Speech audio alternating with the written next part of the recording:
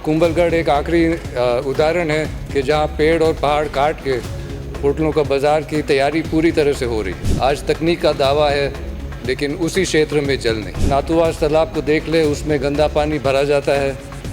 नाथुवास तालाब की पाल में जो निकासी थी, वो निकासी टूट गई, खराब हो गई। मरम्मत करने के बजाय उसको चुना दिया गया। नाथद्वारा शहर को आप देखें तो वहाँ ऐसे करीब 30 बावड़ियाँ हैं जो पहले थी, आज नहीं है, या आज उनका उपयोग नहीं हो सकता है क्योंकि लोग उन पे कचरा फेंक रहे हैं या पानी दूषित है।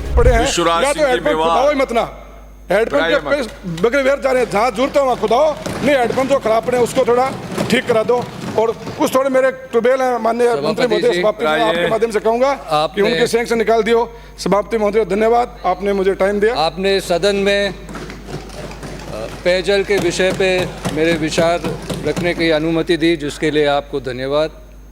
समय है 5 मिनट, तो मेरे विचार भी संक्षिप्त में हैं। हम सब मानते हैं कि जो स्थिति है ये गंभीर स्थिति है, और क्योंकि ये एक मूलभूत सुविधा है तो इसमें कोई पक्ष विपक्ष तो नहीं है, और मानवता के कारण हमारा सबका फर्ज बनता है कि हम सभी के पास पेयजल पहुंचाएं। जहां सुधार की बात हो तो सुधार का एक अंश होता है कि हम जांच लें कि हम इस गंभीर स्थिति में पहुंचे कैसे। अगर हम सबसे पहले हमको तय करना होगा कि सिर्फ पेयजल की बात अकेले नहीं हो सकती है। पेयजल से जुड़ा हुआ है भूजल, पर्यावरण, पोल्यूशन और प्रकृति के कायदे। प्रकृति के कायदे से तो कोई जीत नहीं सकता है। इसका मतलब नहीं कि हम नए तरीके नहीं अपना सकते हैं, लेकिन अगर हम नए तरीके अपनाएं तो हमें प्रकृति के तरीके को ध्यान में रखना चाहिए, तभी लंबे समय तक सफलता के चांस ज़्यादा ही होंगे। दूसरी बात यह भी उचित होगी कि अगर हम पिछले 60-75 साल देखें, क्योंकि सबसे ज़्यादा बदलाव, सबसे ज़्यादा चेंज इस समय में हुआ है। आप दक्षिण मेवाड़, दक्षिण राजस्थान को देखें तो वहाँ जगह जगह पर तालाब थे, छोटे तालाब, बड़े तालाब, कुएँ थे, कुंड थे, बावड़ियाँ थी। उस समय हाँ, घर तक पहुँचाने की सुविधा नहीं थी जल की, लेकिन उस समय जल पर्याप्त था, तकनीक नहीं। आज तकनीक का दावा है, लेकिन उसी क्षेत्र में जल नहीं।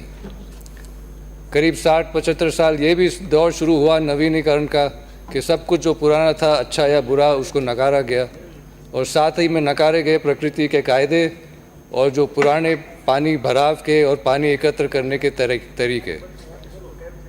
काफ़ी हद तक जनसंख्या जो बढ़ी है उस पर दोष दिया जाता है ये पेयजल के संकट के लिए, लेकिन यह एक अधूरा सच है, क्योंकि जब भी शहर बढ़ने लगे तो जो शहर में बावड़ियाँ थी, उन बावड़ियाँ को भर के कई बार उनके ऊपर इमारतें बन गई। नाथद्वारा शहर को आप देखें तो वहाँ ऐसे करीब 30 बावड़ियाँ हैं जो पहले थी, आज नहीं है, या आज उनका उपयोग नहीं हो सकता है क्योंकि लोग उन पे कचरा फेंक रहे हैं या पानी दूषित है। उदयपुर का दावा है कि उदयपुर में करीब 100 ऐसी बावड़ियाँ हैं। कुछ दिन पहले यहाँ पे चर्चा हुई थी कि क्या हर बावड़ी हेरिटेज बावड़ी है, तो जहाँ तक मेरे ध्यान में है, पिछले 75-100 साल में किसी ने कोई बावड़ी बनाई नहीं है। बावड़ी बंद तो ज़रूर करी है। तालाबों की बात देखें, बड़े तालाब हो, छोटे तालाब हो, 75-60 साल पहले कितने तालाब थे और आज कितने रह गए हैं और उनकी क्या दुर्दशा है।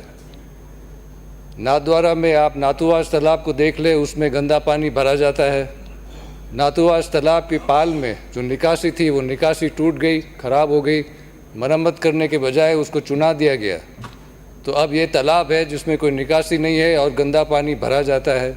समय समय लोगों के घर पे गंदा पानी जाता है, और जो पानी का भराव का क्षेत्र है वहाँ लोग रहने लगे हैं। नाथद्वारा के दूसरे तालाब भी दूषित हैं। आप भले रेल मगरा देख लो, वहाँ और भी दूषित है।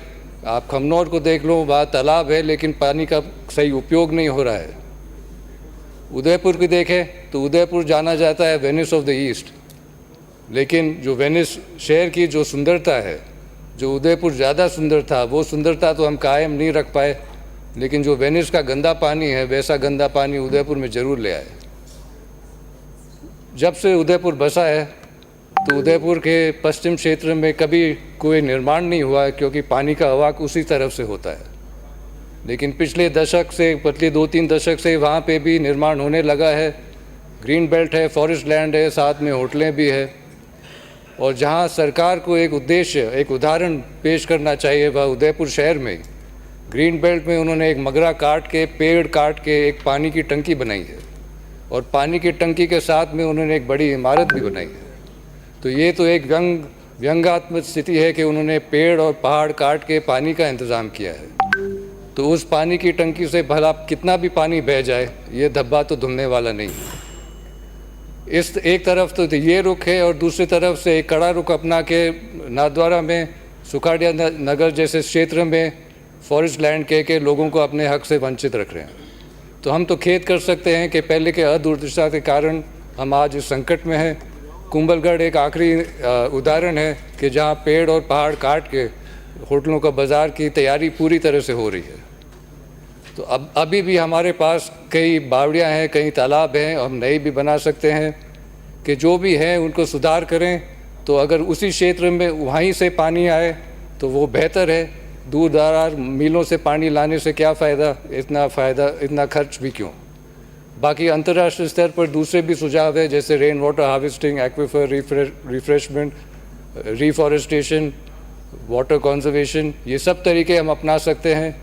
लेकिन ये गंभीर स्थिति है, हमें ध्यान से और जिम्मेदारी से काम लेना है। और ध्यान से और जिम्मेदारी से लेंगे तो नैतिक स्तर और भूजल का स्तर दोनों ऊंचा ही रहेगा, और भूजल ऊंचा रहेगा तो पेयजल भी आएगा।